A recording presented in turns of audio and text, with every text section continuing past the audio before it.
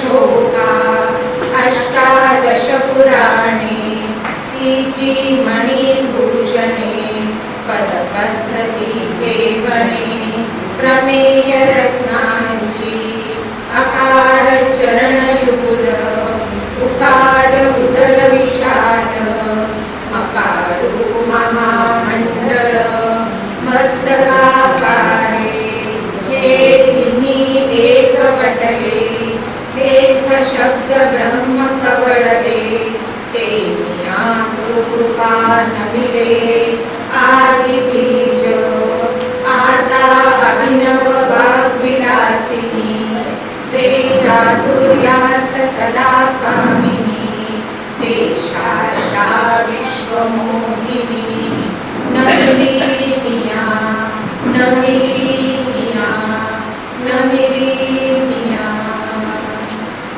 संत वाङ्मयाचे मराठी साहित्यातील योगदान यामध्ये आपण संत ज्ञानेश्वर, संत नामदेव, संत जनाबाई, संत एकनाथ, संत तुकाराम आणि संत रामदास या 6 संतांच्या साहित्याचा आस्वाद घेणार आहोत.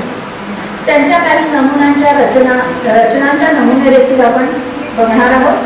सदर साहित्याचे वाचन, लेखन आणि संकलन करणाऱ्या आमच्या मायबोलीकर सभासदांनी जे संदर्भ ग्रंथ आणि पुस्तके यांची मदत घेतली त्यांच्या लेखकांचे ऋणनिर्देश करणे हे आमचं कर्तव्य आहे. ही ग्रंथसंपदा पुढील प्रमाणे आहे. ज्ञानेश्वर वाङ्मय आणि कार्य लेखक न. र. पाठक. संत वाङ्मयाची फलश्रुती लेखक ग. बा. सरदार. ज्ञानेश्वरांचे काव्यशास्त्रीय निरीक्षण आणि परीक्षणे प्राध्यापक मुरलीधर सायनेकर. संत वाङ्मयाची सामाजिक परिस्थिती संत नामदेव महाराजांची समर्थ अभंगगाथा. भाष्यकार डॉक्टर ज्ञानेश्वर तांदळे. इंद्रजित भालेराव यांचे संत नामदेव वाङ्मयीन कर्तृत्व या विषयावरील व्याख्यान. जनाबाई दर्शन लेखक अरविंद दोळे. एकनाथी भागवत तुकाराम गाथा डॉक्टर प्रल्हाद जोशी. वेदीतील सूर्यमंडळा लेखक रवींद्र भट. समर्थ रामदास लेखक मंगळ वेळेकर. शिवाजीराव भोसले यांची व्याख्याने आणि अर्थातच गुगलच्या आधारे आम्ही या साहित्याची माहिती मिळवली. काही चुकभूल झाली असेल तर ती आमची असेल आणि जे उत्तम असेल ते संतांचे देणे असेल. आपण सर्वजण जाणतो महाराष्ट्राला संतांची खूप मोठी परंपरा लागली आहे. अगदी 12व्या शतकापासून पाहिलं ना तर मुकुंदराज हे आद्य कवी होऊन गेले. त्यांच्या विवेक सिंधू या ग्रंथाद्वारे शंकराचार्यांच्या वेदांतावर निरूपणात्मक विवेचन केले आहे. परमामृत हा त्यांचा दुसरा ग्रंथ होता. त्यानंतर 13व्या शतकाच्या अखेरीस संत चळवळ सुरू झाली. तेव्हा महाराष्ट्रात यादव सत्ता ओहोटीला लागली होती आणि समाज अगदी आगतिक झाला होता. त्यातून मुक्तता करण्यासाठी संत चळवळ जन्मास आली. त्यांचे कार्यक्षेत्र धार्मिक आणि आध्यात्मिक होते. त्यांनी सामाजिक चळवळीला हात घातला नाही. जैन, महानुभाव आणि लिंगायत यांचे कार्य आणि साहित्य यांचा उल्लेख आपल्याला आढळतो. पण महानुभाव जैन यांचे निवृत्तीपर विचार होते तर वारकरी पंथाचे निवृत्ती आणि प्रवृत्तीचा मेळ घालणारे विचार होते. संतांचे महत्त्वाचे कार्य म्हणजे जनसामान्यांच्या मायबोलीला त्यांनी वाङ्मयीन माध्यमाची प्रतिष्ठा मिळवून दिली. मराठी भाषा संस्कृती याविषयी स्वभावना निर्माण केली. प्रादेशिक एकात्मतेची जाणीव करून दिली. त्यामुळे 3.5 शतकांच्या परकीय राजवटीत मराठी समाजाची वार्ताहत झाली नाही याचे श्रेय संतांचेच असेल. मराठी भाषेच्या वाङ्मयामध्ये या संत मंडळींनी मोठ्या प्रमाणात भर घातली. हे संत वाङ्मय आजही जणू ह्या युगासाठी लिहून ठेवले आहे इतके प्रभावी आहे. परंतु या वाङ्मयाकडे पाहण्याचा दृष्टिकोन केवळ आध्यात्मिक नजरेतून होत राहिला. त्यामुळे सर्व ग्रंथसंपदा ठराविक वयाच्या जनमानसात अडकून पडली. त्याकडे बघण्याचा साहित्यिक दृष्टिकोन मात्र लोप पावला. केवळ आध्यात्मिक दृष्टिकोनातून पाहत राहिल्याने तरुणाईचे त्याकडे दुर्लक्ष होऊ लागले आणि ग्रंथ हे केवळ वयोवृद्धांनी वाचण्याचे साधन असे होऊन राहिले. खरं तर जीवनाला दिशादर्शक असणारे हे संत साहित्य बालपणापासून तरुणाईपर्यंत अभ्यासले गेले पाहिजे. तरच या साहित्याच्या प्रभावाने सर्वांचे जीवन शांत, निर्मोही आणि संयमी होऊन जगणे सहज साध्य होते. याकरता या संत साहित्याचे वाचन करण्यास प्रवृत्त करण्याच्या हेतूने आम्ही मायबोलीकरांनी हा आजचा कार्यक्रम सादर करीत आहोत। अर्थातच मराठीचा झेंडा होणाऱ्या श्री संत ज्ञानेश्वरांच्या साहित्याची आपण ओळख प्रथम करून घेऊया। याचे लेखन, संकलन आणि वाचन करते डॉक्टर अशोक गोठेश्वरकर।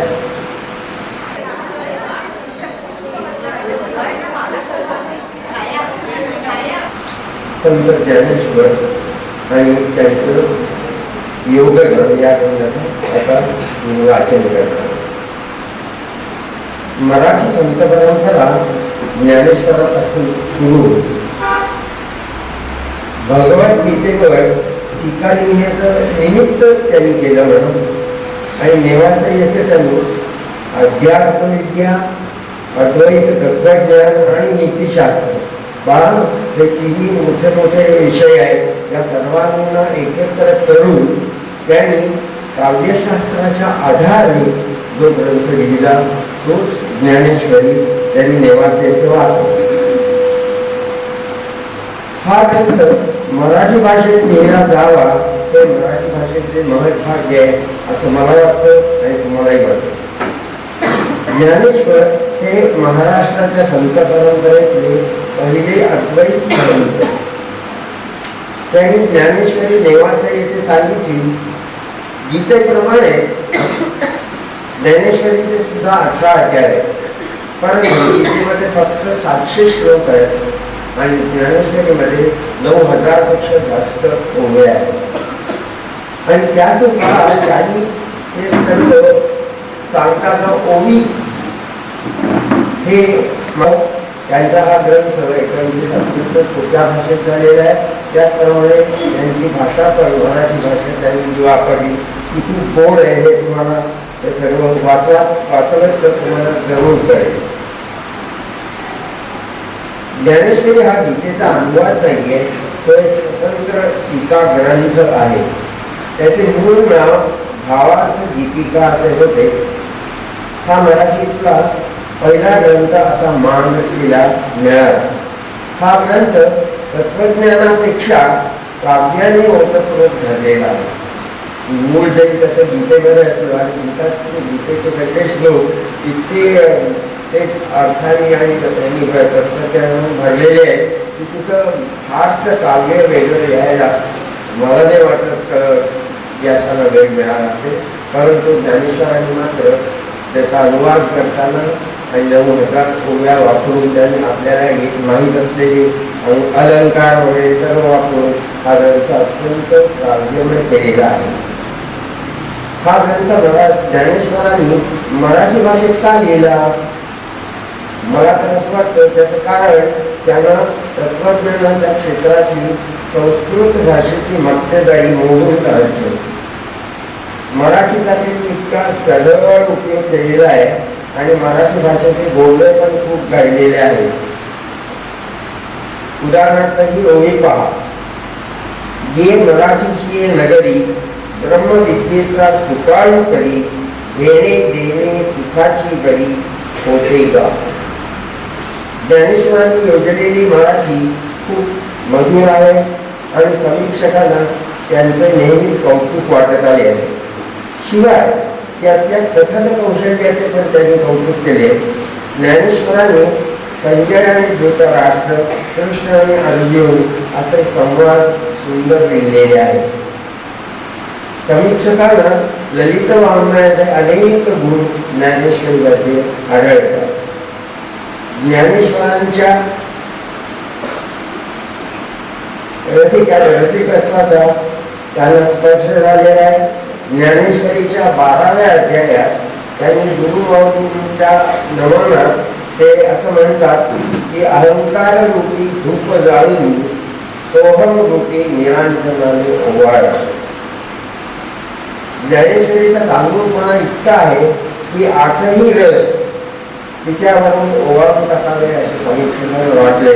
8 रस असं मी म्हणतो कारण त्यातून 9वा रस जो आहे शांत रस हा तुम्हाला ज्ञानेश्वरीत आढळतो।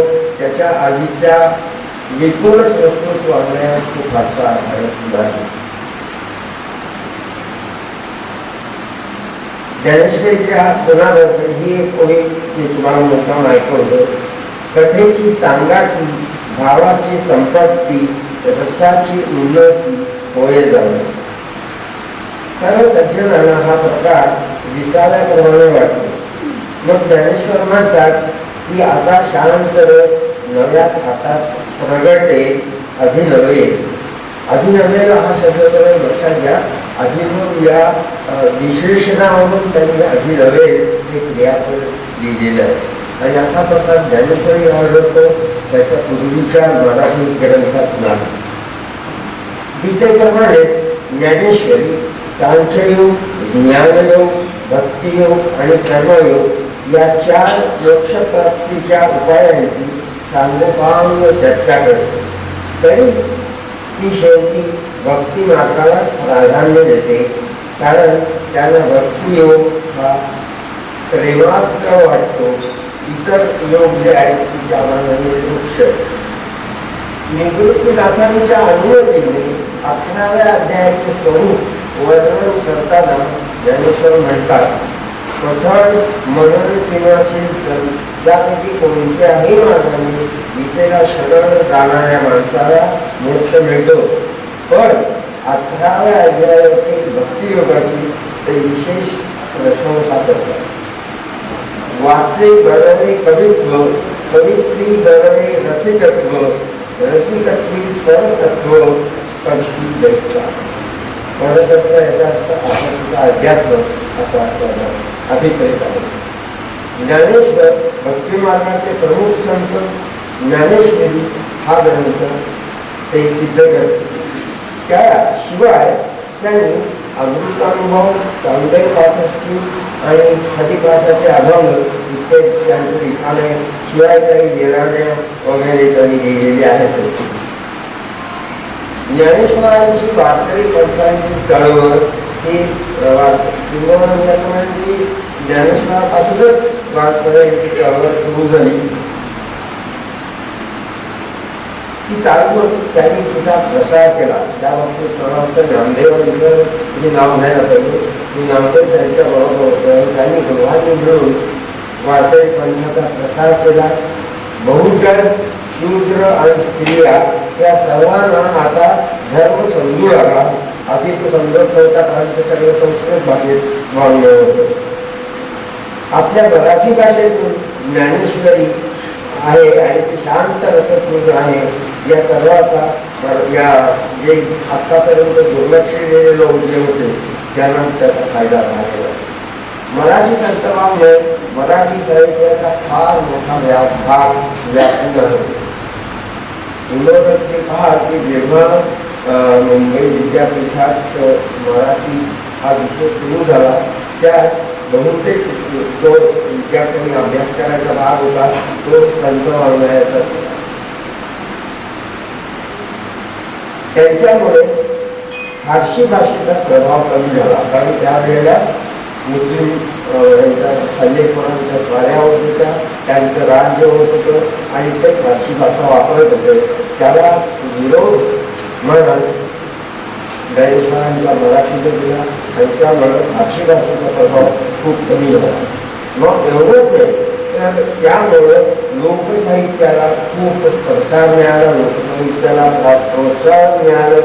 नामदेव, जनाबाई, चोखा महार, गोरा कुंभा या लोकांचे अभंग प्रसिद्ध आहे. शिवाय निराण्या, भारुडे ही सुद्धा लिहिली गेली आणि त्यांनी मराठी भाषा समृद्ध केली. आगवाच्या काळात न्यायमूर्ती रानडे आणि पटवर्धन इत्यादींनी मराठी संत परंपरेचे योगदान मान्य केले आणि त्याची खूप लिहिले. The rise of Maratha power हा 1900 साली लिहिलेला ग्रंथ, तसेच वदी कुलकर्णी, विनोद फाटक वगैरे सर्वांनी संत परंपरेचा विस्ताराने अभ्यास करून संतांचे मराठी समाजाला आणि मराठी साहित्याला केलेले योगदान मोठ्या प्रमाणात मान्य केलेले आहे. कदाचित संतांना इथला जातीभेद संपवणे शक्य झाले नसेल, पण त्यांनी मराठी भाषा आणि साहित्य उधळून कुलपात बंद असलेल्या विठ्ठलाला, सगळ्या मंदिरांना कुलप असायची, कुलपी बंद असलेल्या विठ्ठलाला पंढरीच्या वाळवंटात आणले आणि संतांच्या मांडी आई त्याला नाचायला लागले. ऐकूया माधवी शहाणे यांच्याकडून अवचिता परी म्हणून जुळूला आढळून. अवचिता परी म्हणून जुळला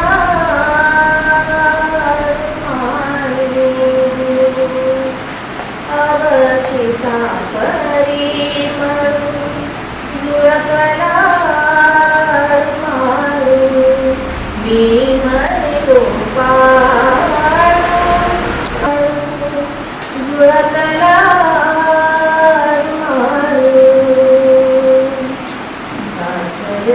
चाचरती बाहेर निघाले, चाचरती बाहेर निघाले, ढकची मिठे काय करू अवचिता परी म्हणून जुळला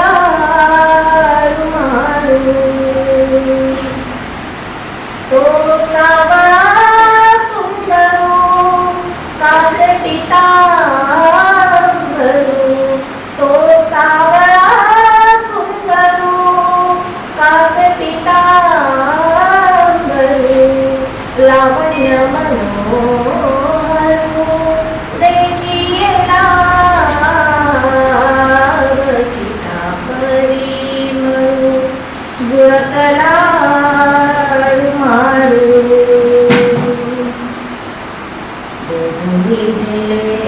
मन तव झाले आन, सोकोनी घेतले प्राण माझे गे माये, सोकोनी घेतले प्राण माझे गे माये, अवचिता परी म्हणून जुळला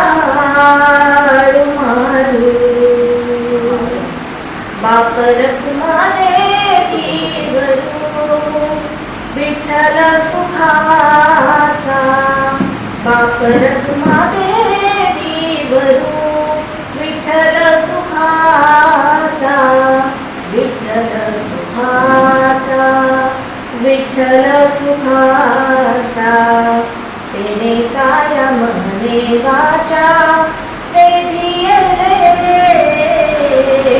अवचिता परी म्हणून जुळला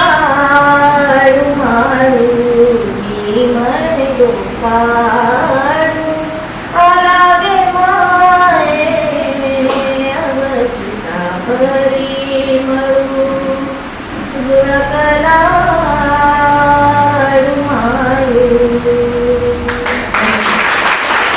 पंथाचा पाया घातला आणि संत नामदेवांनी कीर्तनाद्वारे तो लोकप्रिय केला. जीवनात समता आणि बंधुभाव यांचा समावेश केला. त्यातून शूद्र जातीच्या संतांना स्फूर्ती मिळाली. चोखामेळा, सोयराबाई, गोरा कुंभार हे संत वैदिक परंपरा पाळणारे होते. मानवी बुद्धी ही काही म्हटले तरी स्खलनशील आणि अपूर्ण आहे, म्हणून माणसाने ईश्वर प्रणित व्यवस्था हा आपल्या चिकित्सेचा विषय बनवणे हे पाखंडीपणाचे लक्षण आहे अशी भावना होती.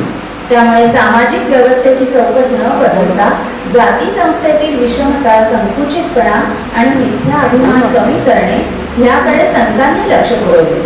समाजातील विविध स्तरात सौभाग्य व समबुद्धी निर्माण करणे हे संतांचे महान कार्य होते. अशा संतांच्या या मांदियाळीमध्ये आता पुढील संत म्हणजे संत नामदेव यांच्या साहित्याची ओळख करून घेऊया. लेखन, संकलन आणि वाचन करता आहेत अमृता प्रधान.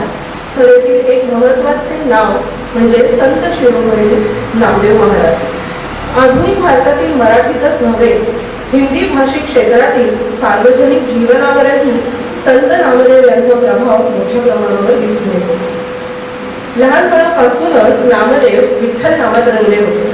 ते विठ्ठलाची सगुण आणि निर्गुण भक्ती करीत असत. नामदेव व्यवसायाने शिल्पी होते. वारकरी कीर्तन प्रकाराचे आद्य प्रवर्तक म्हणून संत नामदेवांकडे पाहिले जाते.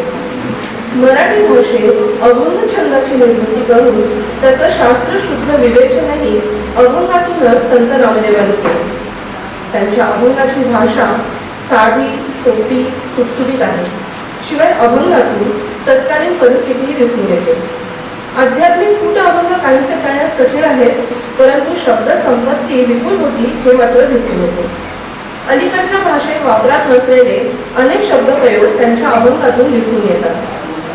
स्वतः नामदेवांनीच त्यांना स्फुरलेल्या वेगळ्या आणि वैशिष्ट्यपूर्ण काव्यरचनेला प्रथमतः अभंग या नावाने संबोधले आणि मराठी संत साहित्यात अभंग ही संज्ञा रूढ झाली.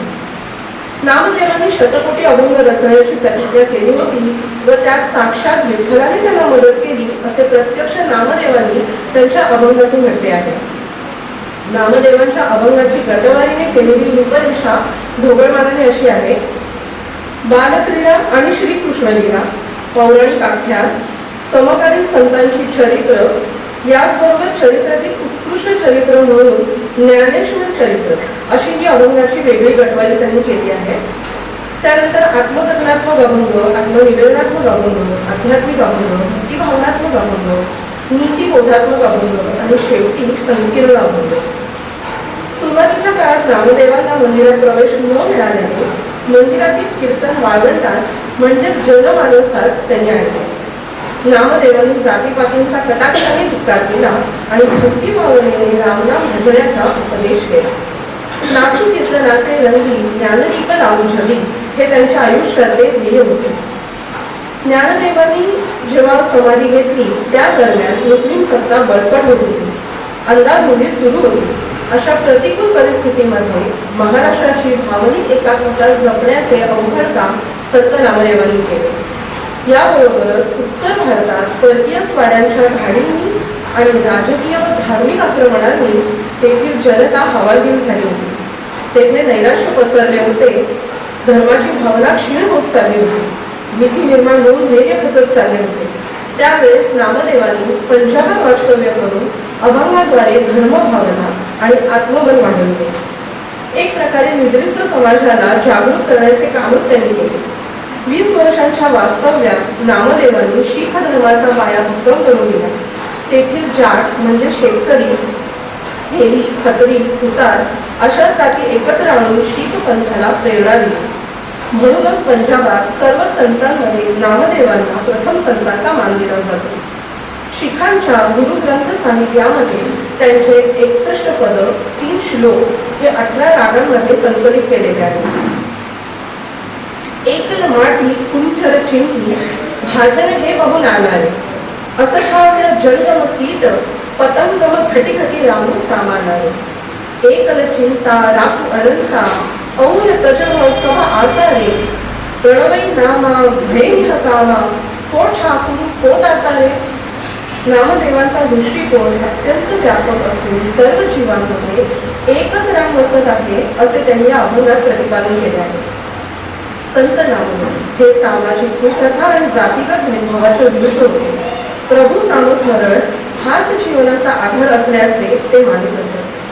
ज्या काळात स्पृश्य अस्पृश्यतेचा पगडा समाजमनावर ठसलेला होता त्या काळात नामदेवांनी संत सोकोबांचे अंत्यसंस्कार विठ्ठल मंदिराच्या दारात करून त्यांची समाधीही बांधली होती. जाती व्यवस्थेच्या विरोधातील जणू ही क्रांतीच होती. अर्धशतकाहून अधिक अशा भक्तिमय कालखंडात संत नामदेवांनी भारतभर अनेक पदयात्रा केल्या. गुरुदासपूर जिल्ह्यातील गुगाड गावी नामदेवांचे शिष्य बोहरदास यांनी त्यांचे मंदिर बांधले आहे. काही वर्षांपूर्वी तेथे मराठी साहित्य संमेलनही झाले होते. संत नामदेवांनी प्रथम गोपाळ कलेची परंपरा चालू केली आणि त्यातूनच गुरुद्वारामध्ये लंगर ही परंपरा सुरू झाली. नामदेवांच्या कार्याला भक्ती मार्गापुरते मर्यादित करणं योग्य ठरणार नाही. राष्ट्रीय एकात्मता आणि स्वत्व जागृती या संदर्भातही त्यांच्या कामाचे मोल होण्याची गरज आहे. सकाळी रात्र काळी घागर काळी यमुना जळे ही काळी हो माय, दूध काळी बिलवर काळी, दूध काळी बिलवर काळी, गळा मोती एका वळी काळी हो माय, गळा मोती एका वळी काळी हो माय. रात्र काळी नागर काळी, रात्र काळी नागर काळी, यमुना जळेली काळी हो माय, गुंठ काळी बिलवर काळी, गुंठ काळी बिलवर काळी, गळा मोती एका वळी काळी हो माय, गळा मोती एका वळी काळी हो माय. मी काळी कासुरी काळी, मी काळी कासुरी काळी, कास कासुरी ते काळी हो माय, कास कासुरी ते काळी हो माय. गुंठ काळी बिलवर काळी, गुंठ काळी बिलवर काळी, गळा मोती एका वळी काळी हो माय, गळा मोती एका वळी काळी हो माय. एकही पाण्याला नवजाय साजणी, नवजाय साजणी, नवजाय साजणी, एकही पाण्याला नवजाय साजणी, नवजाय साजणी, नवजाय साजणी, सवे पाठवा मूर्ती सावळी, मूर्ती सावळी हो माय. गुंठ काळी बिलवर काळी, गुंठ काळी बिलवर काळी, गळा मोती एका वळी काळी हो माय, गळा मोती एका वळी काळी हो माय. विष्णुदास नावाची स्वामिनी काळी, विष्णुदास नावाची स्वामिनी काळी, कृष्णमूर्ती बहुकाळी हो माय, कृष्णमूर्ती बहुकाळी हो माय. गुंठ काळी बिलवर काळी, गुंठ काळी बिलवर काळी, गळा मोती एका वळी काळी हो माय, गळा मोती एका वळी काळी हो माय. रात्र काळी घागर काळी, रात्र काळी घागर काळी, यमुना जळेली काळी हो माय. गुंठ काळी बिलवर काळी, गुंठ काळी बिलवर काळी, गळा मोती एका वळी काळी हो माय, गळा मोती एका वळी काळी हो माय. गळा मोती एका वळी काळी हो माय, गळा मोती एका वळी काळी हो माय.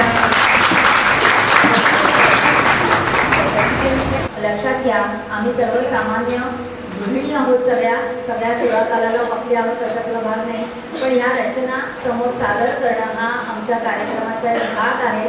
त्यामुळे जास्त खोलात जाऊन सुरातालाचा अभ्यास न करता संत वाङ्मयाचा अभ्यास करणं जास्त गरजेचं आहे. संत जनाबाई महाराष्ट्रातील 13व्या शतकातील महान कवयित्री म्हणजे संत जनाबाई. संत ज्ञानेश्वर, नामदेव, एकनाथ, तुकाराम यांच्या बरोबरच महाराष्ट्रातील वारकरी पंथातील हिंदूंच्या मनात जनाबाईंना आदराचे स्थान आहे. जनाबाईंचा प्रतिपाद नामदेवांच्या वडिलांनी केला. त्या स्वतःला नामयाची दासी म्हणवून घेतली. नामदेवांच्या घरात वावरताना जनाबाईंचे विश्व म्हणजे अंगण, तुळशी वृंदावन, कोठार या रोज नित्य वावराच्या गोष्टींमध्ये तिला परमेश्वर दिसतो. प्रत्येक गोष्टीत भगवंत दिसावा एवढे तिचे मनचक्षु विशाल झालेले दिसतात. हा निर्विकार भाव जनाबाईंचे व्यक्तिमत्व उंचीवर नेऊन ठेवतो. कोणतेही औपचारिक शिक्षण न घेता 300 ते 50 त्यावर अभंग रचना त्यांनी केल्या. जनाबाईंच्या नावावर असलेले 350 अभंग सफल संत गाथा या ग्रंथात समाविष्ट झाले आहेत. महाकवी मुक्तेश्वरांना जनाबाईंच्या थाळीपाक आणि द्रौपदी स्वयंवर या अभंगामुळे स्फूर्ती मिळाली. बालक्रीडा, प्रल्हाद चरित्र, कृष्ण जन्म, थाळीपाक या विषयांवर जनाबाईंचे अभंग आपल्याला दिसतात. हरिश्चंद्राख्यान ही आख्यान रचना सुद्धा संत जनाबाईंनी केली आहे. त्यांनी आपल्या कवितेतून स्नेह, योग्य मार्ग, धर्म रक्षणासाठी अवताराचे कार्य यांचे स्पष्टीकरण केले आहे. संत नामदेव हे जनाबाईंचे पारमार्थिक. संत ज्ञानेश्वरांविषयी त्यांची भक्ती अनन्यसाधारण होती. परलोकीचे तारू म्हणे माझा ज्ञानेश्वर असे त्या म्हणतात. तत्कालीन संतांच्या जीवनाचा, त्यांच्यातील सद्गुणांचा आढावा घेणारी पद्यरचना करून संत जनाबाई यांनी पुढील पिढीसाठी महत्वाचे कार्य केले आहे. कोणाचे अभंग कोण उतरवून घेत होते याची नोंद त्यांच्याच अभंगात सापडते. जसे निवृत्तीचे बोल लिहिले सोपाने, मुक्ताईची वचने ज्ञानदेवे. संत ज्ञानेश्वर, संत जनाबाईंचे अभंगातील भाषा ही सर्वसामान्यांना अगदी सहज समजेल उमजेल अशीच आहे. त्यांच्या रचना हृदयाचा ठाव घेतात. जनाबाईंच्या काव्यातून देवाविषयीची तीव्र तळमळ, निसर्गावरील प्रेम व सर्व प्राणीमात्रांबद्दलची सहानुभूती व्यक्त होते. सखोल आध्यात्मिक विषय सर्वांना समजेल अशा सोप्या भाषेत सांगण्यासाठी त्यांची कविता वारंवार रूपक आणि प्रतीके वापरते. पंढरपूरची सावळी विठाई म्हणजे दीन दुबळ्यांची आहे. विठाईची वाट पाहून जनाबाई व्याकुळ होते. देवाच्या गळ्यातील पदक चोरल्याचा आरोप तिच्यावर होतो. मग आहे जात विसरून संतांनी भक्तीचे धर्मकार्य सिद्धीस नेले. त्यात जनाबाईंचा वाटा एक स्त्री संत म्हणून अत्यंत मोलाचा आणि महत्वाचा आहे. साधी सोपी सरळ अशी त्यांची कविता घराघरात पोचली आणि कविता न राहता जात्यावरील ओव्या झाली. स्त्रियांनी त्या ओव्या पिढ्यानपिढ्या टिकविल्या आणि ग्रामीण जीवनाला संगीतमय झळाळीच दिली.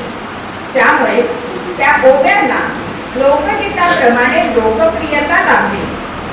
या ओव्यांमध्ये जसे काव्य आहे तसे वैचारिक आध्यात्मिक पायाचे भक्कम अधिष्ठान आहे.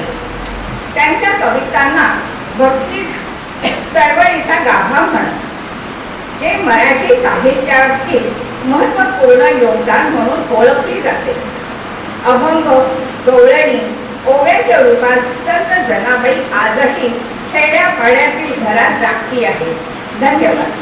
ओव्या गाऊ कौतुके तू ये रे विठ्ठला, शिव शिव दोन्ही कुंडे गे, प्रपंचाचे नेते गे, लावणी पाची बोटे गे तू ये रे विठ्ठला, लावणी पाची बोटे गे तू ये रे विठ्ठला, सासू आणि सासरा गिरतो विठ्ठला, ओव्या गाऊ भरतारा तू ये रे विठ्ठला, ओव्या गाऊ भरतारा तू ये रे विठ्ठला, 12-16 गडणी अवघ्या कामिनी, ओव्या गाऊ बैसुनी तू ये रे विठ्ठला, ओव्या गाऊ बैसुनी तू ये रे विठ्ठला, प्रपंच गणगणिले पीठ म्या भरिले, सासू पुढे देविले तू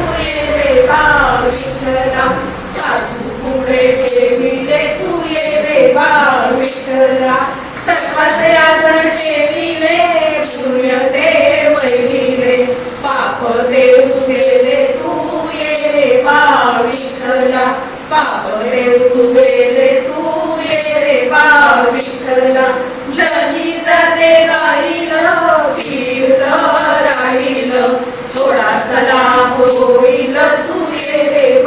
विठ्ठला थोडासा होईल तू ये रे बा विठ्ठला तू ये रे बा विठ्ठला तू ये रे बा विठ्ठला.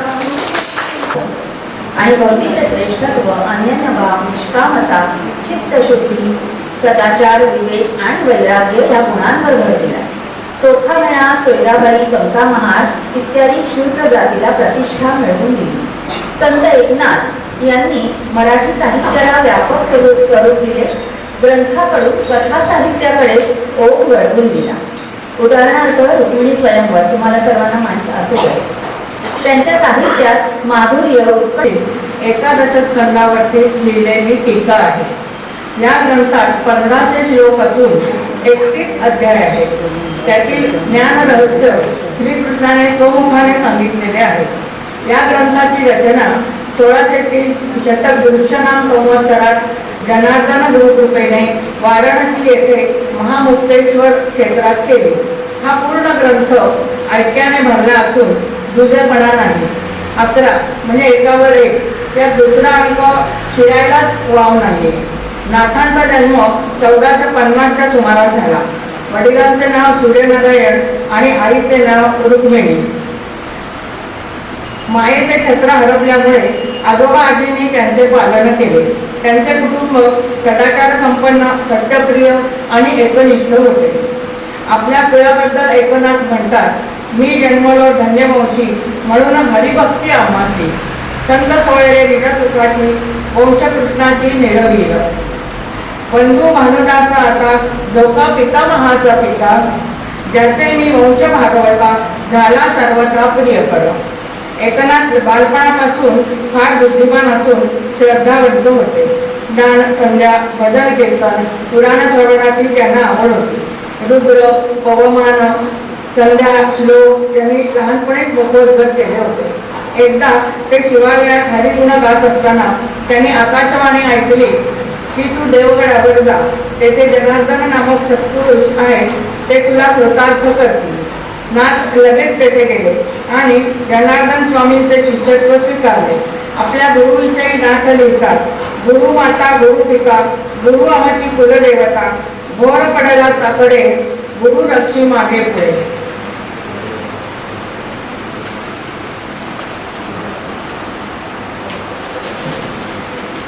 जशा चित्रमय होत्या तसेच त्यांनी लिहिलेले भारूड प्रकार हे एक प्रकारचे लोकनाट्य होते.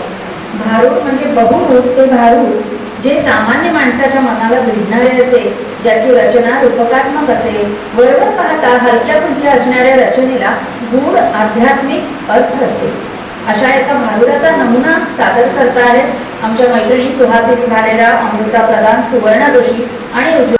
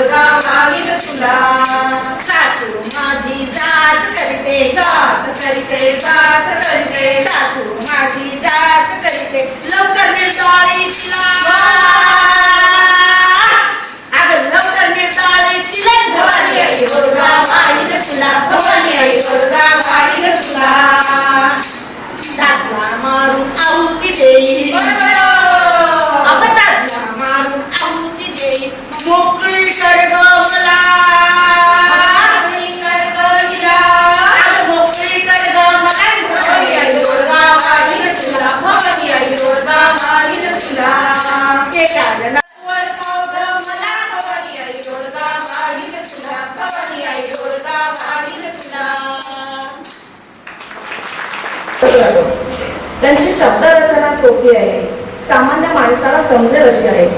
तुकाराम हे प्रथम संत होते. नुसते संत नाही तर आत्मसाक्षात्कारी संत होते आणि हा आत्मानुभव सांगण्यासाठी त्यांनी काव्याचा आधार घेतला आणि म्हणूनच त्यांची वाणी ही प्रासादिक होती. तसं बघायला गेलं तर कोणताही थोर तत्वज्ञ हा कविवृत्तीचा असतो आणि कोणताही श्रेष्ठ कवी हा तत्वज्ञ असतो. ईश्वरी कृपेने कवित्व स्फुरते, मग त्या कवित्वास रसिकत्वाने शोभा येते आणि मग रसिकत्वाला अर्थातच परतत्वाचा स्पर्श झाला की त्या काव्याचं दर्शन मग चिरंतन होतं. तुकाराम हे असे संत आणि श्रेष्ठ कवी होते.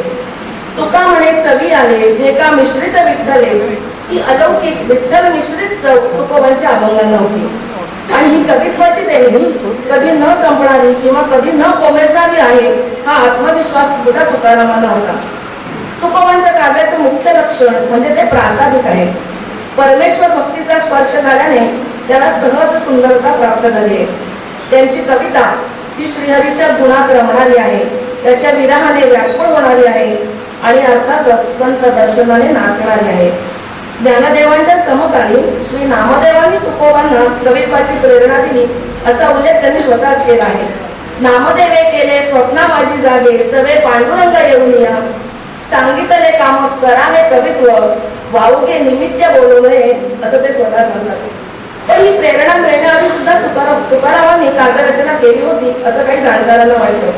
कारण सन 1640च्या आरंभात तुकारामांना गुरुपदेश झाला, पण त्याआधी त्यांची पद आणि अभंग कथा कीर्तनांमध्ये प्रस्तुत होत होते. त्यांचे सुरुवातीचे कवित्व अतिशय साधं असं होतं. बालक्रीडेचे अभंग सुद्धा भागवतातील श्रीकृष्ण चरित्रावरील कथाप्रसंगांचंच होतं. उदाहरणार्थ, वृक्षावरील पक्ष्यांवर बाण धरून बसलेला पारधी आणि त्या संकटातून श्रीहरीने केलेली पक्ष्यांची सुटका, किंवा पाडसांसहित चालणाऱ्या मृगावती शिकाऱ्याने निर्माण केलेले संकट आणि त्यातून श्रीहरीने केलेली पाडसांची सुटका, भाजी लाड करणाऱ्या गोवाचे म्हणजे नवऱ्याचे मोठे विनोदी चित्र तुकारामांनी रंगवले आहे. एक सुखात वाढलेली स्त्री आपल्या पतीस आपल्या नाजूक प्रकृतीचे कौतुक किंवा ढोंग करताना वर्णन करते की म्हणजे माझं दुःख कोणीच कसं जाणत नाही, मला अन्न मुळीच जात नाही, दिवसातून 3 वेळेला पायरीवर जाऊन जेमतेम करतात. बाजाराच्या दिवशी मुलं मात्र मला अजिबात आवडत नाही. आणि खरं सांगू का, माझी हाडं काढून गेल्यामुळे तुम्हाला फक्त माझ्या शरीरावर मांसच दिसतो. आणि ह्या तिच्या प्रत्येक म्हणाला बायकोच्या प्रेमाने नारावलेला तो नवरा होय गो खरंच केलं आणि मेल्यानंतर नरकात गेला. त्याला तर प्रपंचही जमला नाही आणि परमार्थही जमला नाही. किंवा तुम्हाला माहितीच असेल सगळ्यांना, म्हातारपणी गाढवा म्हणते ना, ते काही मनापासून नसतं, तर ती प्रेम किंवा कळकळ असतं. तेच प्रेम आणि कळकळ आपल्याला तुकोबांच्या अभंगात दिसतं. गुरुकृपेनंतर त्यांच्या वाणीच आणि कवित्वाला वेगळंच तेज चढलं. पांडुरंगाच्या विरहामुळे होणाऱ्या आर्तवाणीने सर्व जीवांचं चित्त विरघळावं अशी आर्तता त्यांच्या काव्याला आली.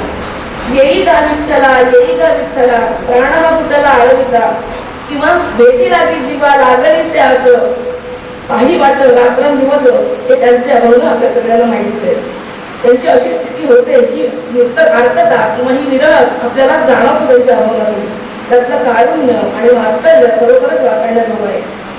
आपले म्हणणं श्रोत्यांच्या आणि वाचकांच्या मनास पटावं, त्यांच्या चित्ताला संतोष व्हावा आणि ईश्वरी बोधाचा सहज सुलभ उगम त्यांच्यात व्हावा म्हणून उपमा आणि दृष्टांत आधारात तुकोबांच्या अभंगात काही तरी आपल्याला दिसतात. उदाहरणार्थ, निर्नासिकासी नैसा नावडे आळसा, मूर्खा लागी तैसा शास्त्रबोध, किंवा देणूच रे वनांतरी चित्त बाळकाचे परी, किंवा फळ देती उनी जडे मग मागुतेने जोडे, अशी अनेक उदाहरणं आपल्याला देता येतील. कधी कधी तर एका सिद्धांतासाठी 2-4 दृष्टांत सुद्धा तुकाराम देतात. म्हणजे अधमाच्या चित्ताला कसा काय उपाय नाही तर तुकोबा म्हणतात, कडुनिंबाच्या झाडे साखरेचे आळे करून काय उपयोग, किंवा खापराला बरीच लावून काय उपयोग, किंवा डोंगी मनुष्य कसा असतो तर तुकाराम म्हणतात, काय सर्प खातो अन्न, किंवा काय ध्यान बघायचे अगदी, किंवा राख लावी गाढव, अशा शब्दात तुकाराम त्याची निर्वचना करतात. तुकोबांचा एकही अभंग माहीत नाही किंवा एखादा चरणही पाठ नाही असा मनुष्य सापडणार नाही. सगळ्याच लोकांच्या पसंतीस तुकोबा उतरतात.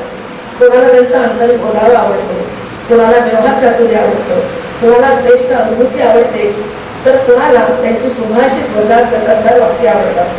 त्यांच्या ह्या सुभाषित वजा सिद्धांतांनी आणि वाक्यांनी मराठी भाषेला एक आगळंच वैभव प्राप्त झाला आहे. उदाहरणार्थ, चणे खावे लोखंडाचे तेव्हा ब्रह्मपती नाचे, महापुरे झाले जाती तेथे गव्हाळे राहती, आले देवाजीच्या मनात ते कोणाचे चालेना, असाध्य ते साध्य करिता सायस कारण अभ्यास तुका म्हणे, शुद्ध बीजापोटी फळे रसाळ गोमटी, किंवा सुख पाहता जवळ पाडे दुःख पर्वता एवढे, अशी अनेक अनेक अनेक उदाहरणं आपल्याला देता येतील.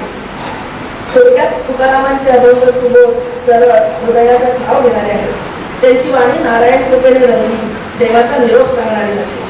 ही वाणी खऱ्या खोट्याचा निवाडा करणारी, वेदांचा अर्थ सांगणारी आहे. ईश्वरी प्रेमाने ती लढीवाळ आणि रसाळ झाली आहे. अमृताचे माधुर्य, चंद्राची शीतलता, चंदनाचा श्वास आणि तुकोबांच्या भाषेत विठ्ठलाचा स्वाद त्या वाणीला आहे. आजच्या घाई गर्दीच्या, पडत्या, दुःखाच्या, संकटाच्या काळात माणसे रसिक हो, सामान्य माणसाच्या कंठात ज्ञानेश्वरांचे तत्वज्ञान रुजवण्याचे काम तुकारामांच्या अभंगांनी केले. कधीही भंग न पावणारा म्हणजे अभंग असे त्याचे महात्म्य सांगितले जाते. आधुनिक काळातही अनेक कवींनी अभंग हा प्रकार हाताळला आहे आणि आपापल्या परीने अभंगाद्वारे जनप्रबोधन करण्याचा प्रयत्न केला आहे. अभंगातून भक्ती मार्गाकडे वाटचाल करूया. आनंदाचे डोही, आनंद तरंग सादर करीत आहेत वंदना शनवारे, रश्मी जोशी आणि माधवी शहाणे. आनंदाचे डोही, आनंद तरंग, आनंदाची अंग, आनंदाची अंग, आनंदाची अंग, आनंदाची अंग, आनंदाचे आनंदाचे डोही, आनंद तरंग, आनंदाचे डोही, आनंद तरंग. काय सांगू झाले काहीची आभागी, काय सांगू झाले काहीची आभागी, उभे झाली नाही, उभे झाली नाही, आवडीने आनंदाचे डोही, आनंद तरंग, आनंदाचे डोही, आनंद तरंग. गर्भाचे आवडी मागे सारोहरा, गर्भाचे आवडी मातेचा रोहरा, तेथी साजी भाळा तेथे बिंबे, तेथी साजी भाळा तेथे बिंबे, आनंदाचे डोही, आनंद तरंग, आनंदाचे डोही, आनंद तरंग. तुका म्हणे तैसा ओतना सेठसा, तुका म्हणे तैसा ओतना सेठसा, अनुभव सरीसा, अनुभव सरीसा, मुखारा आनंदाचे डोही, आनंद तरंग, आनंदाचे डोही, आनंद तरंग.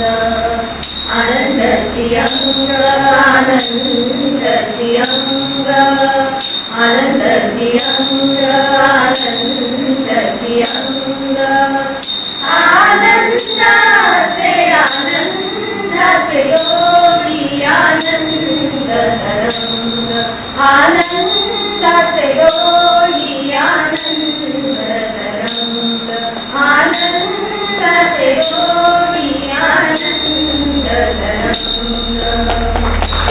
अशोभक तेज आहे, पावित्र्यात आक्रमक आकांक्षा आहे. रामदासांनी बाह्य जीवनाला बळकटी आणली, पण सनातनी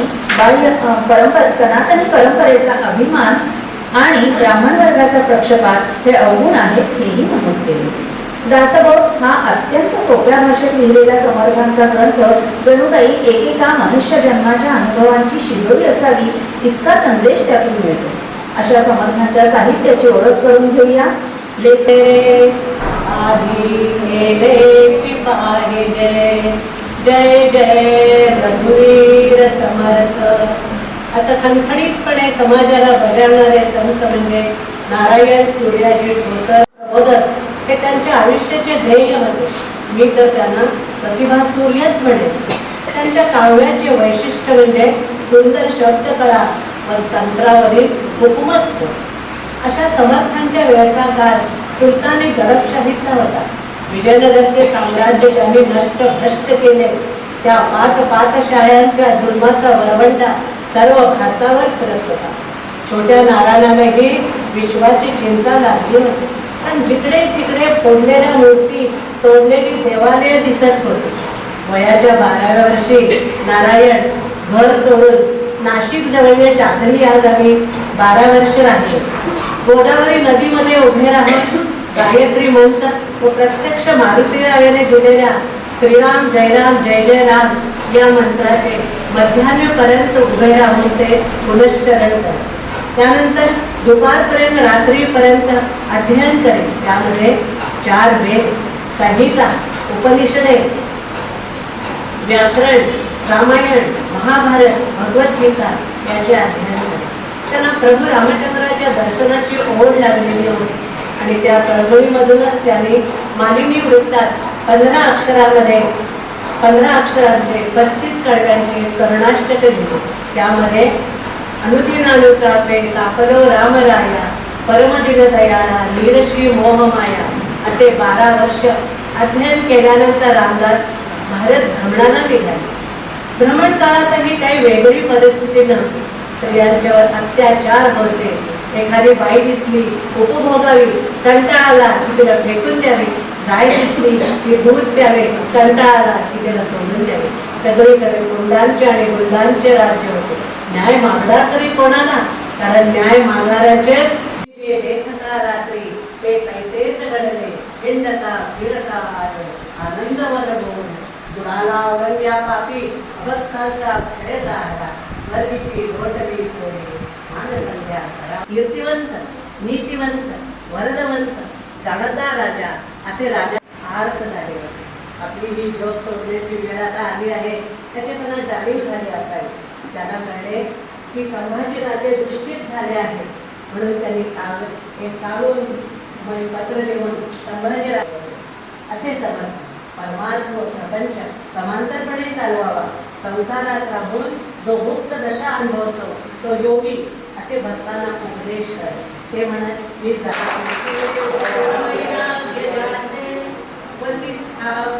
ज्ञान योगेश्वराचे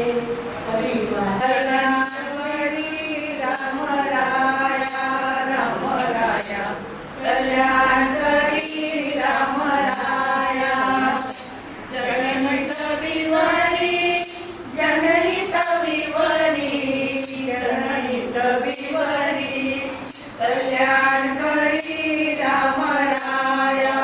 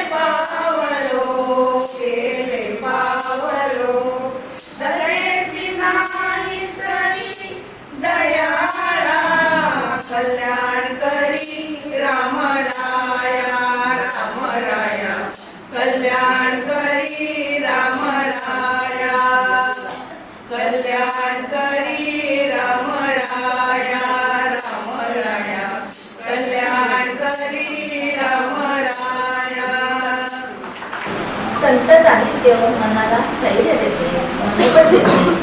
आज आपण किती प्रगती केली तरी मानसिकरित्या मात्र दुर्बल होत चाललो आहोत हे आजूबाजूच्या परिस्थितीनुसार आपण रोज पाहत असतो.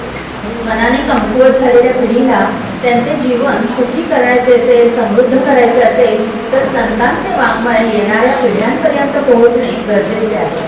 आणि तरच ज्ञानेश्वरांनी ईश्वराकडे मागितलेल्या प्रार्थनेप्रमाणे सर्व जग सुखी होईल. या प्रेरणेतूनच आम्ही मायबोलीकरांनी केलेला हा एक प्रयत्न होता. हा प्रयत्न तुम्हाला कसा वाटला हे तुमच्याकडून ऐकायला आम्हाला नक्कीच आवडणार आहे. पण आज आपल्यामध्ये इतका वेळ बसून आमचा कार्यक्रम ऐकत असलेल्या प्रमुख पाहुण्या डॉक्टर धनश्री साने यांचे आपण स्वागत करूया. मी संस्थेच्या अध्यक्षा सुषमाताई तामाणे यांना विनंती करते त्यांनी पाहुण्यांना व्यासपीठावर घेऊन यावं.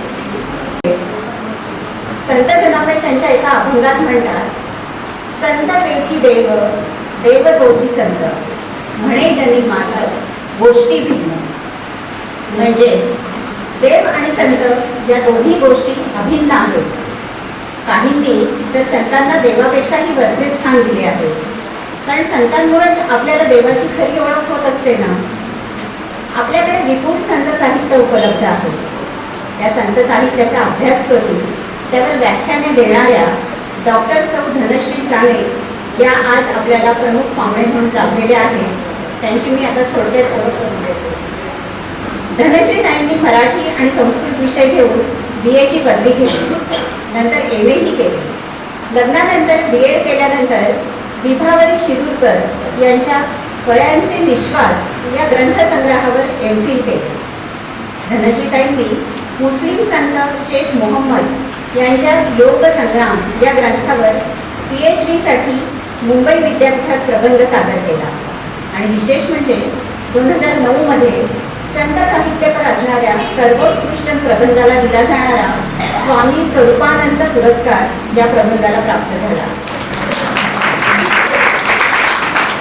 त्यानंतर त्यांनी डोंबिवली येथील KV पेंढारकर महाविद्यालयात काही वर्ष प्राध्यापक म्हणून काम केले. तसेच मुंबई विद्यापीठ परिणाम व अजून काही महाविद्यालयांमध्ये MA मराठी या विषयासाठी अनेक वर्ष ज्ञानदानाचे कार्य केले.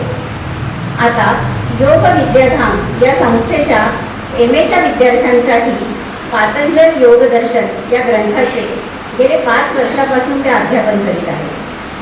धनश्रीताईंनी महाराष्ट्र साहित्य परिषद पुणे शाखा डोंबिवली येथे काही वर्ष कार्यवाह म्हणून काम केले आहे. तसेच धनश्रीताईंचे लेखन कार्यही खूप मोठे आहे. त्यांनी 2 कविता संग्रह आणि ललित लेख संग्रहासाठी प्रस्तावना लिहिली आहे. त्यांनी सौ लीला भट्टे यांच्या दिव्यत्वाची प्रचिती या आत्मचरित्रपर पुस्तकाचे संपादन केले आहे. ललित, विवेक, ज्येष्ठ पर्व, लोकसत्ता, महाराष्ट्र टाइम्स या मासिक व नियतकालिकांमध्ये आणि वर्तमानपत्रांमधूनही त्यांचे लेख प्रसिद्ध झाले आहेत. संत साहित्य, संत कवयित्री, स्त्री साहित्य, चरित्रे, आत्मचरित्रे, कथा यासारख्या विविध विषयांवर त्यांची व्याख्याने झाली आहेत. अशा साहित्य श्रीमंत असणाऱ्या व आध्यात्मिक विचारांची बैठक असणाऱ्या धनश्रीताईंकडून आमचा आजचा कार्यक्रम त्यांना कसा वाटला हे जाणून घ्यायला आम्ही उत्सुक आहोत. तर मी धनश्रीताईंना विनंती करते की त्यांनी आपले मनोगत व्यक्त करावे. धन्यवाद. आज या मायबोली मराठी साहित्य रसिक मंडळ या ज्येष्ठ नागरिक संघाने आज मला इथे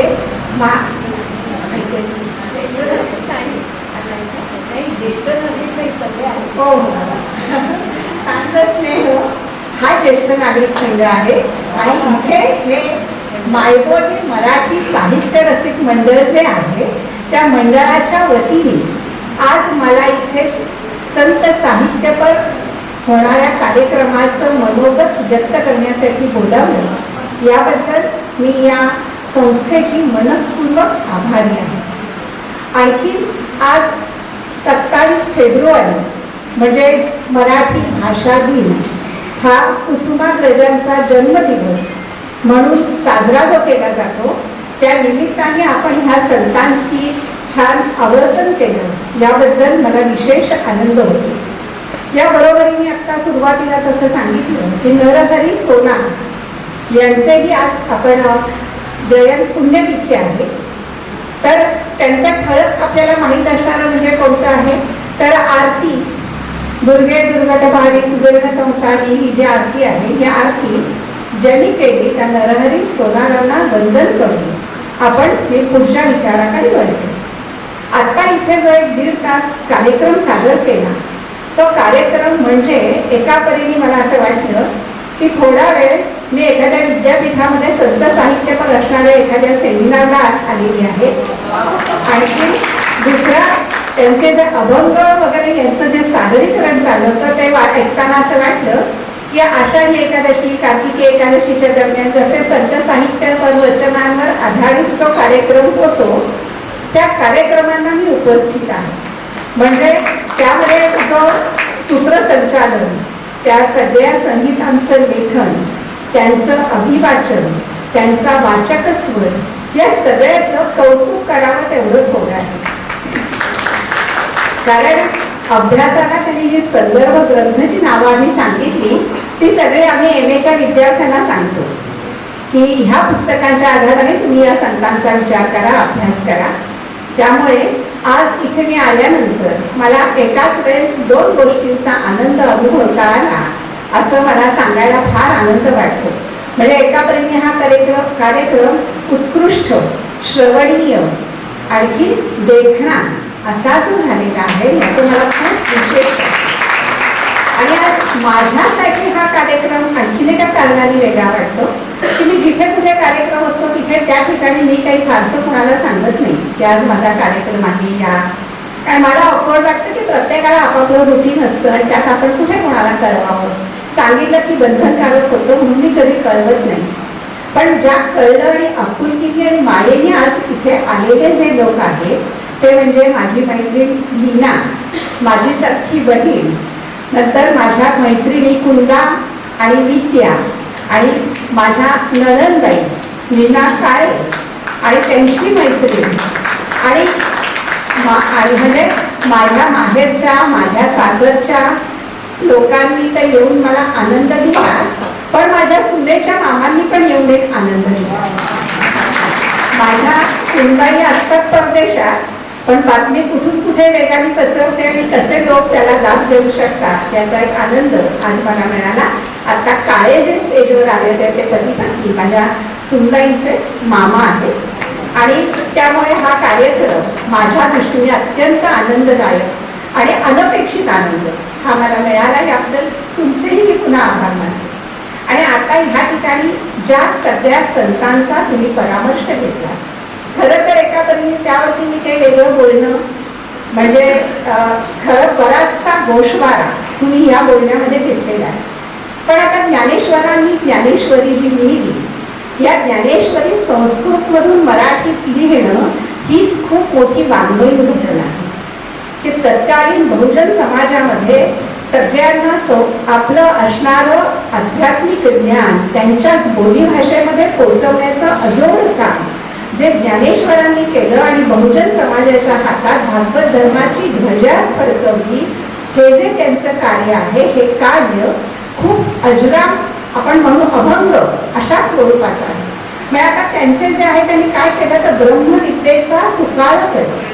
त्यांच्या अभंगांमधून त्यांनी सर्वसामान्य लोकांपर्यंत ब्रह्मविद्या पोचवण्याचा जो एक निश्चय केला होता तो ज्ञानेश्वरीमधून त्यांनी पार पाडलेला आहे.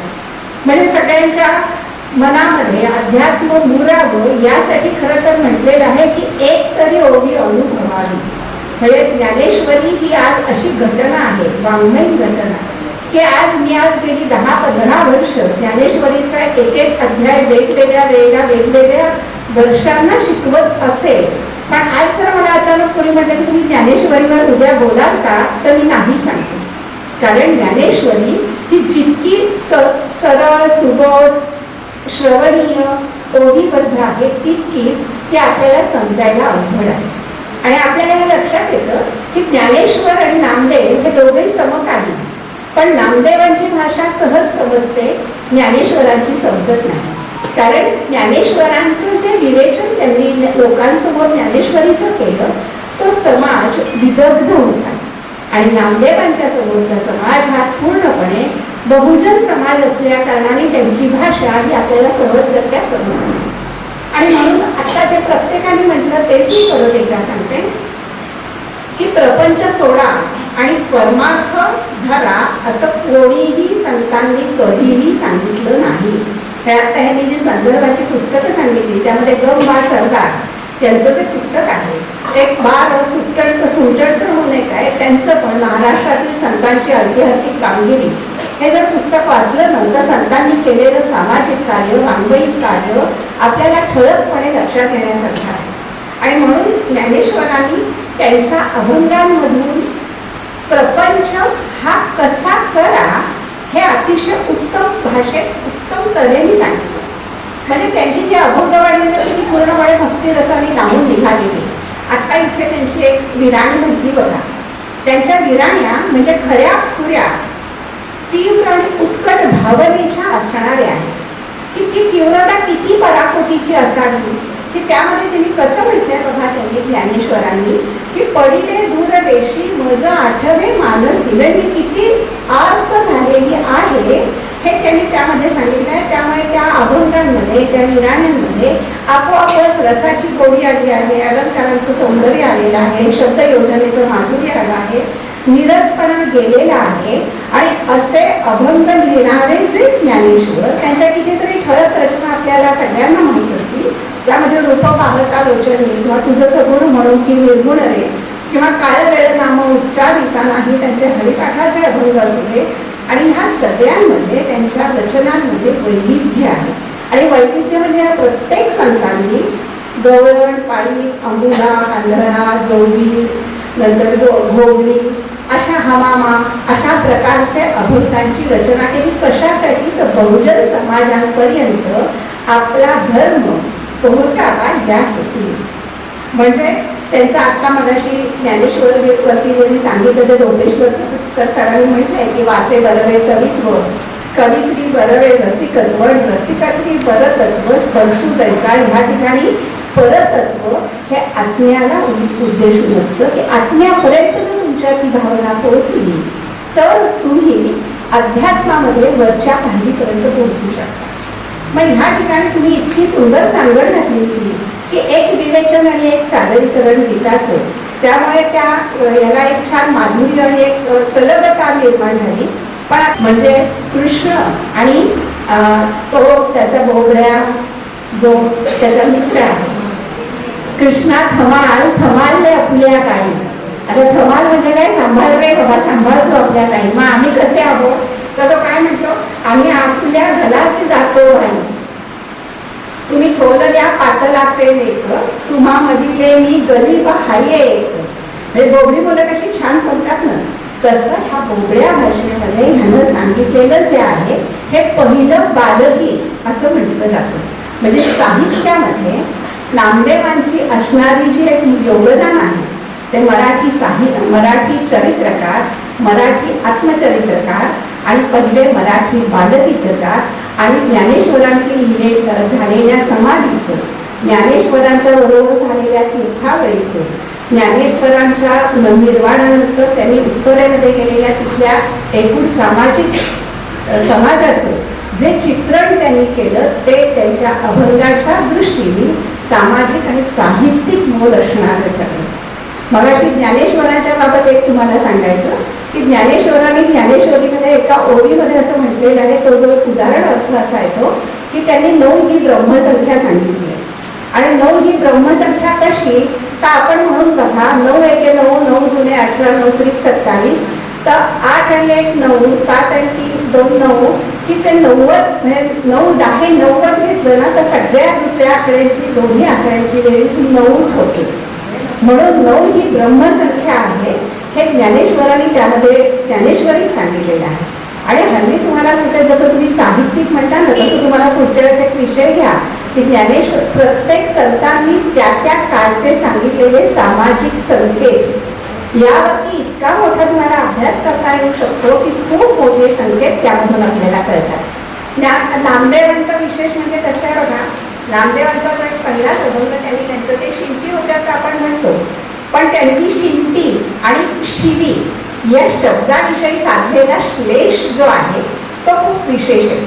म्हणजे शिंपी याच्या कोणी जन्म माझा झाला परी हेतू गुंतला सदाशिवी. आता इथे सदाशिवी हे शंकर आहे. नंतर रात्री माझी शिवी दिवसा माझी शिवी, त्यामध्ये एकदा शिवी हा शंकर, एकदा शिवी हे शिवतो. नंतर आराम उपजीवी नाही माझ्या सुई आणि सातोळी कात्री गजगोरा मांडीला पसारा सदाशिवी.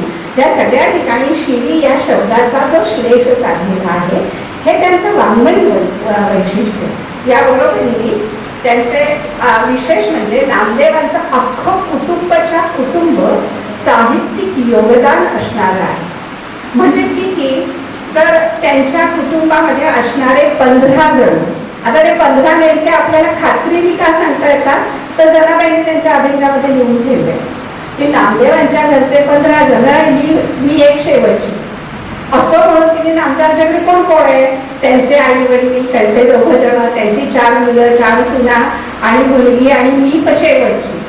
आणि मग 15च्या 15 म्हणजे राजाई गोडाई या सुद्धा अतिशय उत्तम काव्य करणारे आहेत. म्हणजे नामदेवांचं जसं ज्ञानेश्वरांचं आपण जर बघितलं तर त्यांच्या कुटुंबातले 4 जण अतिशय विद्वान आणि तत्वज्ञानी असणारे आणि त्यावर आधारित असणारी महान ग्रंथरचना करणारे जसे होते तसं यांचंही तेच आहे. तसं तुम्हाला आणखीन एक चोखोबा माहीत असतील. तो चोखा मेणा, त्यांची पत्नी सोयराबाई, त्यांचा मुलगा कर्ममेणा, त्यांचा मेहुणा बंका आणि बहीण निर्मळा, हे सगळेच्या सगळे संतच आहे. आणि संत आहेत याबरोबरीने त्या प्रत्येकाने अत्यंत सुंदर रचना केल्या आहेत. शिष्या जनाबाई, नामदेव एकनाथा, नंतर रामदासांच्या शिष्या वेणाबाई आणि तुकारामांच्या शिष्या बहिणाबाई आणि ह्या 5 ज्या ठळक संत कवयित्री आपण नेहमी म्हणतो त्या प्रत्येकीच्या पाठीशी त्यांच्याच घरातला, त्यांच्याच परंपरेचा, गुरूंमधला असणारा कोणीतरी हा प्रमुख असतो. बरं, हा असा सगळ्यांना एकत्र आणणारा हा जो पंढरपूरचा विठोबा आहे, हा विठोबा कसा असेल बरं? आणि म्हणून या विठोबाचं एका शिलालेखामध्ये अतिशय सुंदर एक वर्णन केलेलं आहे. आणि ते वर्णन असं आहे, तो शिलालेख 800-900 वर्षांपूर्वीचा आहे. आणि त्या शिलालेखामध्ये या विठ्ठलामध्ये असं म्हटलेलं आहे की त्या लेखामध्ये त्याच्या वारीला, त्याच्या दर्शनासाठी 200 ते 250 विठ्ठल भक्त आलेले आहेत. आणि ते कुठून कुठून आले आहेत तर त्यामध्ये त्यांनी आंध्र, कर्नाटक, कोकण, रामटेक, मेहेकर या ठिकाणहून त्यांचे भक्त आलेले आहेत असा त्या शिलालेखात उल्लेख आहे. आणि मग ह्या शिलालेखाने आणखी त्याचं वर्णन काय सुंदर केलं आहे की इथे आल्यानंतर हा सगळे संत इथे नाचतायत आणि ते सगळं बघितल्यानंतर पांडुरंग हा तिथे सगळं त्यांचं कीर्तन भजन ऐकून त्याच्या डोळ्यात अगदी भरभरा पाणी येत आहे. आणि ते येत असताना पांडुरंग सगळ्यांना म्हणतो तुम्हाला काय वाटतं मी कोण आहे असं विचारतो. आणि मग तो सांगतो मी कोण आहे तर भक्तानुगम श्री विठ्ठल, म्हणजे मी अनुगम म्हणजे मागे मागे जाणारा, जिथं भक्त जातो तिथे मी जातो. म्हणजे मग हा जाणारा जो भक्त आहे, देव आणि भक्त यांचं जे घट्ट नातं आहे, दोघांचं जे दोघांना पक्क धरून ठेवणारं जे आहे, अशा विठ्ठल परंपरेचे असणारे हे जे सगळे पाईक आहेत. आणि ह्या सगळ्या पाईकांच्या संदर्भात तुम्ही इथे सगळ्यांनी अतिशय सुंदर असं हे संतांचा एक धांडोळा घेतला. आणि एक त्यामध्ये मला फक्त सांगायचं आहे की इथे मगाशी एकनाथांचं सांगताना त्यांनी उल्लेख केला की एकनाथांनी ज्ञानेश्वरांच्या ज्ञानेश्वरीची प्रतिशुद्ध प्रत तयार केली. या संदर्भामध्ये असं म्हटलं जातं की जसं तुकारामांचे अभंग खरंच पाण्यामध्ये तरले का, कसे तरतील असं हल्लीची पिढी विचारते, तर आपल्याकडे त्याचं उत्तर आहे तरले म्हणजे काय, ते लोक परंपरेने तारले. कारण कसं ते मौखिक परंपरेने ते एका पिढीतून दुसऱ्या पिढीत गेले. म्हणजे पाणी हा म्हणजे ह्या अर्थाने न घेता त्याचं नाहीसं होण्याचा प्रयत्न केल्यानंतर सुद्धा लोकांनी आपल्या मौखिक परंपरेमधून तो काढला. तसं ही ज्ञानेश्वरांच्या समाधीचा जीर्णोद्धार एकनाथांनी जो केला, त्याच्यात अशी कथा सांगतात ना की ज्ञानेश्वर एकनाथांना दृष्टांत झाला, माझ्या गळ्याशी मुळी आली ती तू काढ, आणि म्हणून त्यांनी तिथे जाऊन त्या मुळीचा काढलं आणि ती ज्ञानेश्वरांच्या समाधीचा जीर्णोद्धार केला. खरी त्याच्या मागे असणारी आपण नीट अभ्यास केला की हल्ली सांगितली जाते की कथा अशी आहे. अशी म्हणता येते की ज्ञानेश्वरांनी लिहिलेली ज्ञानेश्वरी 13व्या शतकातली, नंतर 150 वर्ष आपल्या महाराष्ट्रामध्ये अंधकाळ युग होतं, आपल्याकडे मुद्रणकला अस्तित्वात नव्हती, आणि त्यामुळे ज्ञानेश्वरांनी लिहिलेली मूळ ज्ञानेश्वरी ही अनेकांच्या लेखनामधून सरमिसळ होऊन नेमकी त्यांची ज्ञानेश्वरी कोणती हे कळतच नव्हतं. आणि ह्यामध्ये ज्ञानेश्वरी खरी कोणती हे कळण्याचं सामर्थ्य असणारा कोणी संतही त्यावेळेला निर्माण झालेले नव्हते. आणि म्हणून हे सामर्थ्य म्हणून ज्ञानाचा एका असं म्हणतात, कारण इतकं सामर्थ्य एकनाथांमध्ये होतं. आणि म्हणून एकनाथ महाराजांनी त्या ज्ञानेश्वरीच्या प्रतिशुद्ध प्रत तयार केली. आता इतक्या प्रती कशा होतात? आता पूर्वी काही मुद्रण करत असल्यामुळे मला ज्ञानेश्वरी हवी असं जर वाटलं तर मी तुमच्याकडून घेणार आणि मी लिहून काढणार. पण लिहिता लिहिलं असं वाटतं काहीतरीच लिहिलं, मी माझ्या मनाने छान लिहिलं म्हणून ते काढून टाकलं, आपलं घातलं. किंवा काही वेळेला आपण लिहिता लिहिता उठून जातो, पान उलटलं जातं, मधली पान उडून गेली तरी कुठं कळतंय, पुढचं लिहून काढतो. म्हणजे अशा पद्धतीने काही ठिकाणी पानं जुनी झाली असतात, दिसत असलेले सोडूनच दिलं जातं. म्हणजे ह्याला काय असतं, पाठ चिकित्सा, जे अलीकडच्या काळात खूप मोठं शास्त्र समजलं जातं, हे त्यावेळेस एकनाथांना अवगत होतं. आणि एकनाथांनी ह्या पाठचिकित्सेच्या आधारे त्यांची जी ज्ञानेश्वरीची प्रतिशुद्ध प्रत तयार केली आणि शेवट एक ओवी लिहून ठेवली आहे की आता कोणीही आपल्या मनाने एक जरी शब्द यामध्ये घातला तर तो काय होईल, एका मोठ्या सुंदर सोन्याच्या ह्याला एखादी घोंगडीला काहीतरी लावावं कधी तसं, किंवा नारळाची करवंटी म्हणून ना, म्हणजे पक्वांनाने भरलेल्या ताटामध्ये बाजूला करवंटी आणून तर कसं विरून दिसेल तसं होईल, म्हणून कोणीही हे धाडस करू नये असं एकनाथांनी शेवटी लिहून दिलं. म्हणजे ही त्यांची केवढी मोठी वाङ्मयीन कामगिरी. म्हणजे ह्या सगळ्याच संतांच्या विषयी आपल्याला खूप सांगता येईल आणि ते तुम्हाला अंदाज आहे. पण तरी सुद्धा आता असं आपल्याला कन्फ्युजनला येताना मी असं म्हणते की ज्ञानेश्वरांचा ग्रंथ हा ओवी ह्याच्यात होता, अभंग ओवी, नंतर गवळण. आणि अभंग का घेतला संतांनी तर त्याला ठेका ताल आहे म्हणून नाचू कीर्तनाचे रंगी ज्ञानदीप लावल्याने का ते तर त्याला नाचायचे आणि प्रत्यक्ष त्यांच्या मागे विठोबा नाचायचा असं जनावरांनी लिहून ठेवलेलं. आणि म्हणून ज्ञानेश्वरांच्या ह्या असणाऱ्या ओव्या आज इतके वर्ष होऊन गेले तरी आज त्याच्या एकाही संतांच्या रचनांचा माणसांच्या मनावरचा प्रभाव या किंचितही कमी न झाल्या कारणाने आजही आपल्याला आजचे प्रापंचिक प्रश्न सोडवण्याच्या दृष्टिकोनातून संतच आपल्याला मार्गाधारे वर्तावेत अशासारखं आपल्याला एक मार्ग दाखवतात. आणि अशा ह्या संतांना म्हातारपणी नव्हे तर तरुणपणीच त्यांचा विचार करावा, अभ्यास करावा, ह्याची जाणीव आपणच निर्माण करून देण्याची आता गरज आहे. आणि म्हणून आपल्याला ह्या संतांचं जे आपण इथे तुम्ही जागर केला याचा मला खूप आनंद झाला आणि ह्यामध्ये मला सहभागी होता आलं याचाही मला खूप आनंद झाला.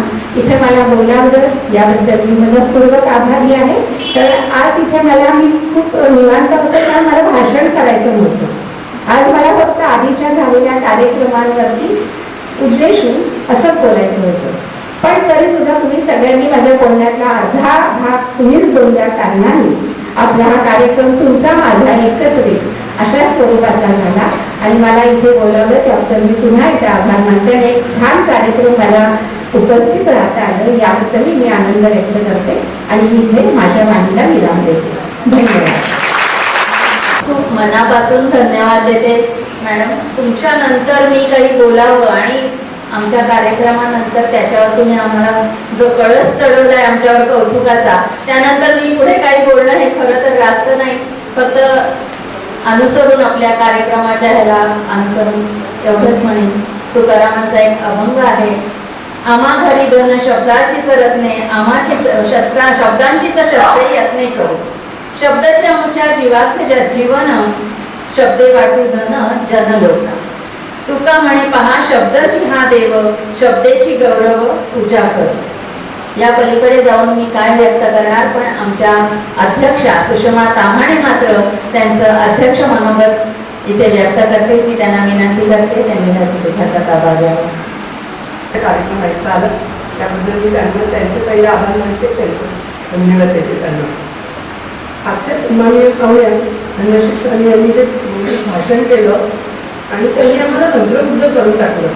त्या 4 वेळा म्हणाले की तुम्ही माझं बोलणं तुम्ही बोललात, पण नाही, त्या जे बोलल्या ना ते त्यांचं स्वगत जे होतं ना त्यांनी आम्ही खरंच मंत्रमुग्ध झालो आणि याबद्दल मी त्यांचे पुन्हा एकदा आभार मानते आणि त्यांना धन्यवाद देते. मी इथे एवढ्या पुरती उभी राहिली की मला खूप आनंद वाटतो की आज माझ्या मायबोलीच्या मंडळाने इतका सुंदर कार्यक्रम केला. कारण ह्या कार्यक्रमाची संकल्पना जेव्हा आम्ही आमच्या मासिक सभेमध्ये आमच्या ज्येष्ठ सभासद क्षमा धोपेश्वरकर यांनी मांडली, त्याच्यावर आम्ही भरपूर चर्चा केली की आपण काय संतांवर बोलणार, आपल्याला काय येतंय, त्यांचं एवढं वाङ्मय आहे. तर त्या म्हणाला नाही असं नाही, आपल्याला त्यातलं साहित्य म्हणून आपण त्याचा अभ्यास करूया.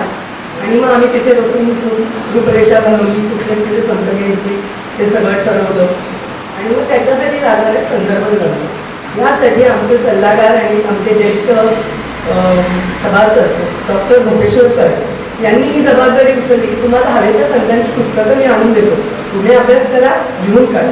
आणि खरंच त्यांनी आम्हाला सगळ्या संतांची पुस्तकं, संदर्भ ग्रंथ, भरपूर पुस्तकं आणून दिली आणि त्यात आमच्या नव्या पिढीने गुगलवर सर्च मारत भरपण घातली बरं का. आणि मग हे सगळं एकत्र करून त्याचं दळण घडलं त्यांनी. त्यामध्ये त्या सगळ्यासाठी आमचे ज्येष्ठ जे सभासद आहेत जे आता रेग्युलरली आमच्या मिटिंग्सला येऊ शकत नाहीत, पण त्यांचा एवढा सगळा या गोष्टींमध्ये अभ्यास आहे. तर त्यामध्ये वैदेही जोशी, मंजुषा जोशी, मंगला देशमुख, छाया धोपेश्वरकर, अपर्णा पेटवरकर, सुहासिनी भालेराव, ज्योती शहाणे यांनी इतकी छान माहिती सगळी पुरवली, लिहून दिली आणि मग ही या सगळ्या मंडळांनी एकत्र बसून त्याचं संकलनाचं काम केलं.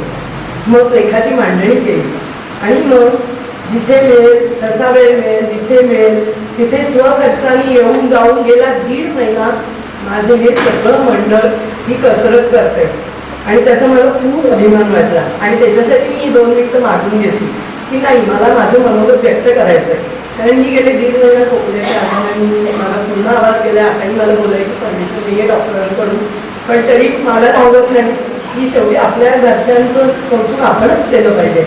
आणि म्हणून हट्टाने मी त्यांच्याकडे 2 मिनिटं मागून घेतली आणि मी तुमच्या पुढे सादर झाले. तर या सगळ्यांचे मी पुन्हा एकदा छान माझ्या सगळ्या मैत्रिणींना शतशत नमस्कार. यापुढेही त्यांनी असंच सर्वजणांनी मराठी भाषेच्या संवर्धनासाठी अविरत प्रयत्न करत राहतील याची मला खात्री आहे. कारण मायबोलीचं वेदवाक्य आहे, केल्याने होतं आहे रे आधी केलीची पाहिजे. तर एवढा सारा प्रपंच मी माझ्या मैत्रिणींच्या कौतुकासाठी केलाय. तर तुम्ही मागवताय ना टाळ्या त्यांच्यासाठी.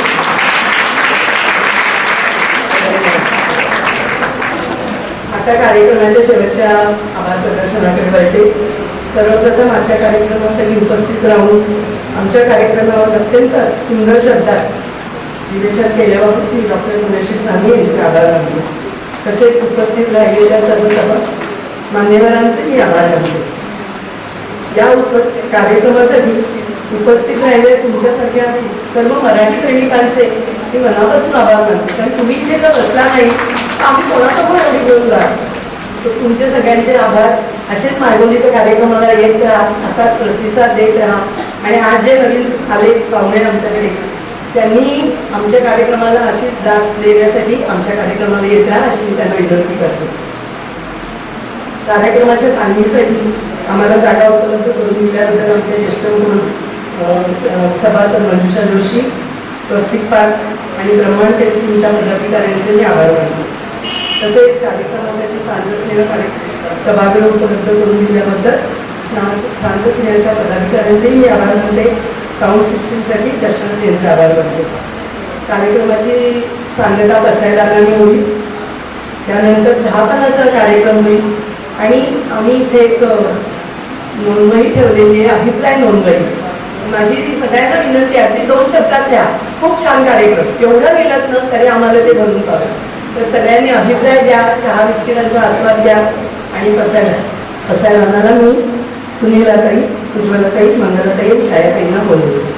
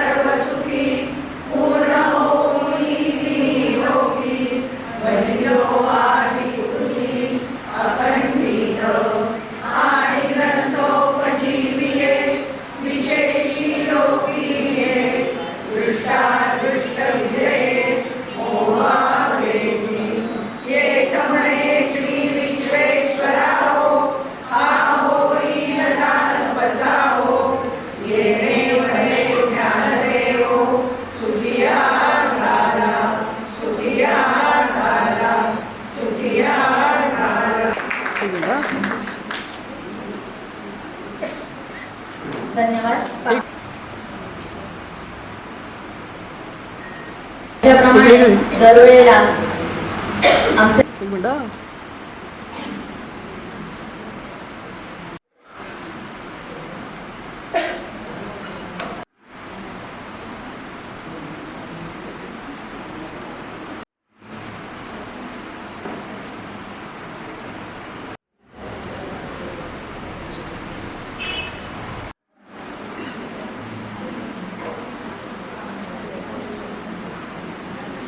इकडे बघा.